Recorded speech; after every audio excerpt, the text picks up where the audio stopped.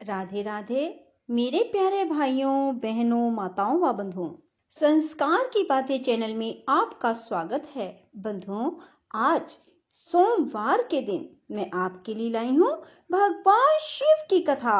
बंधुओं, यदि आपने हमारे चैनल को अब तक सब्सक्राइब नहीं किया तो जरूर करें और बेल आइकन दबाना ना भूलें, ताकि आपको हमारी आने वाली सभी वीडियोस की जानकारी सबसे पहले हो सके। बंधुओं, वीडियो को पूरी सुनने के बाद कमेंट बॉक्स में जय शिव शंकर भोलेनाथ जरूर लिखें। बोलो शिव शंकर भोलेनाथ की जय हो। लक्ष्मी सहित भगवान विष्णु शंभू के पास हाथ जोड़कर खड़े हुए और बोले, देव देव महादेव दया सागर प्रभो तात, आप संपूर्ण जगत के पिता हैं और सती देवी सबकी माता है। आप दोनों सत्पुरुषों के कल्याण और दुष्टों के दमन के लिए सदा लीला पूर्वक अवतार ग्रहण करते हैं। यह सनातन श्रुति का कथन है। आप चिकने नील अंजन के समान शोभा वाली सती के साथ जिस प्रकार शोभा पा रहे हैं, मैं उससे उल्टे लक्ष्मी जी के साथ शोभा पा रहा हूँ। अर्थात सती नीलवर्णा तथा आप गौर वर्ण हैं, उससे उल्टे मैं नीलवर्ण तथा लक्ष्मी गौरवर्णा है। नारद, मैं देवी सती के पास आकर ग्रह सूत्रोक्त विधि से विस्तार पूर्वक सारा अग्नि कार्य कराने लगा। मुझ आचार्य तथा ब्राह्मणों की आज्ञा से शिवा और शिव ने बड़े हर्ष के साथ विधि पूर्वक अग्नि की परिक्रमा की। उस समय वहां बड़ा अद्भुत उत्सव मनाया गया। गाजे बाजे और नृत्य के साथ होने वाला वह उत्सव सबको बड़ा सुखद जान पड़ा।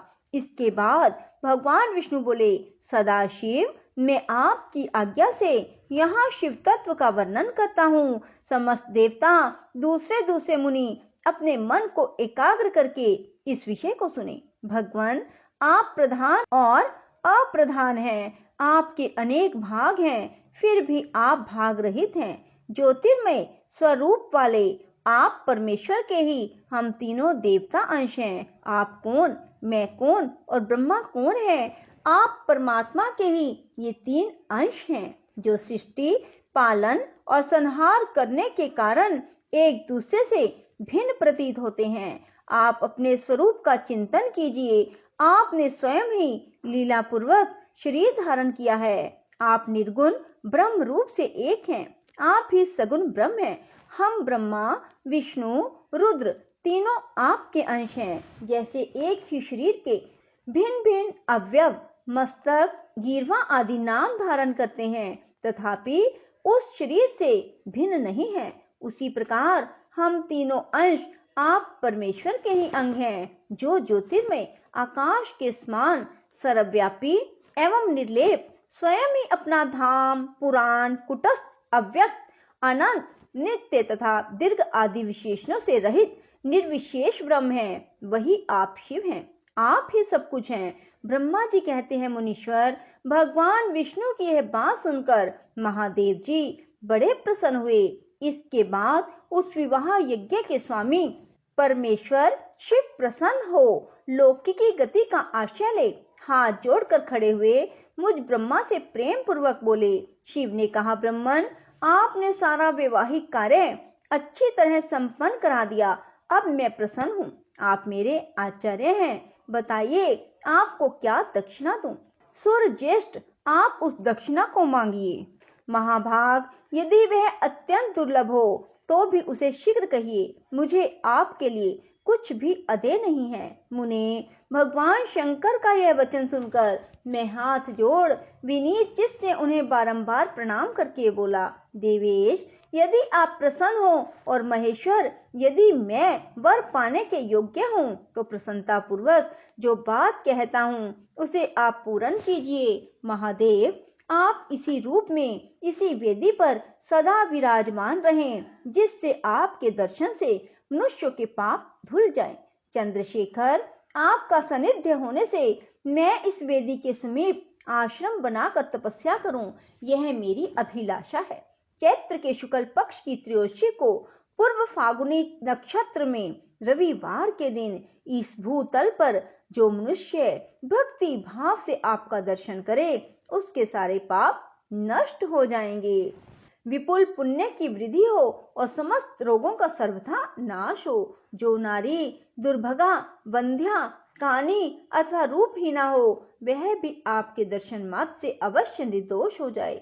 मेरी यह बात उनकी आत्मा को सुख देने वाली थी। इसे सुनकर भगवान शिव ने प्रसन्न चित्त से कहा, विधाता ऐसा ही होगा। मैं तुम्हारे कहने से संपूर्ण जगत के हित के लिए अपनी पत्नी सती के साथ इस वेदी पर सुस्थिर भाव से स्थित रहूंगा। ऐसा कहकर पत्नी सहित भगवान शिव अपनी अंश रूपनी मूर्ति को प्रकट करके वेदी के मध्य भाग में विराजमान हो गए। इसके बाद स्वजनों पर स्नेह रखने वाले परमेश्वर शंकर दक्ष से विदा ले अपनी पत्नी सती के साथ कैलाश जाने को तैयार हुए। उस समय उत्तम बुद्धि वाले दक्ष ने विनय से मस्तक झुका हाथ जोड़ भगवान विषध्वज की प्रेम पूर्वक स्तुति की। फिर श्री विष्णु आदि समस्त देवताओं, मुनियों और शिव गणों ने नमस्कार पूर्वक नाना प्रकार की स्तुति करके बड़े आनंद से जय जयकार किया। इसके बाद दक्ष की आज्ञा से भगवान शिव ने प्रसन्नता पूर्वक सती को वृषभ की पीठ पर बिठाया और स्वयं भी उस पर आरूढ़ हो वे प्रभु हिमालय पर्वत की ओर चले। भगवान शंकर के समीप वृषभ पर बैठी हुई सुंदर दांत और मनोहर हास वाली सती अपने नील श्याम वर्ण के कारण चंद्रमा में नीली रेखा के समान शोभा पा रही थी। उस समय उन नव दंपति की शोभा देख श्री विष्णु आदि समस्त देवता, मरीचि आदि महर्षि, दूसरे लोग ठगे से रह गए, हिल डुल भी ना सके और दक्ष भी मोहित हो गए। इसके बाद कोई बाजे बजाने लगे, दूसरे लोग मधुर स्वर से गीत गाने लगे।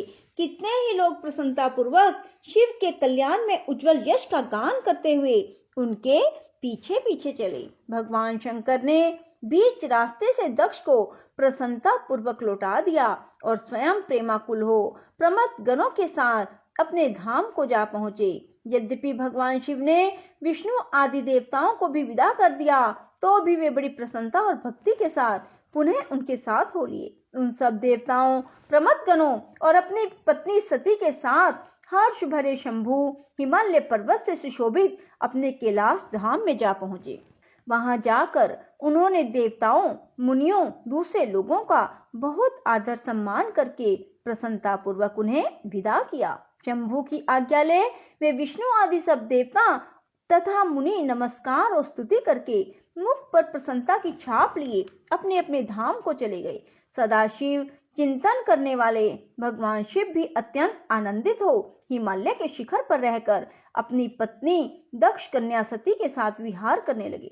सूत जी कहते हैं, मुनियों, पूर्व काल में स्वयंभू मनवंतर में भगवान शंकर और सती का जिस प्रकार विवाह हुआ वह सारा प्रसंग मैंने तुम्हें सुनाया।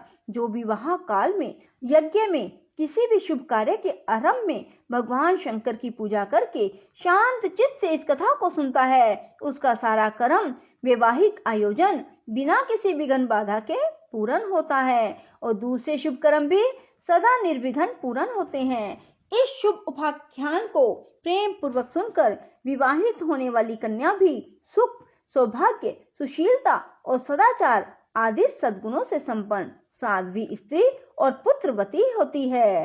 बोलो शिव शंकर भोलेनाथ की जय हो। राधे राधे, जय श्री कृष्णा।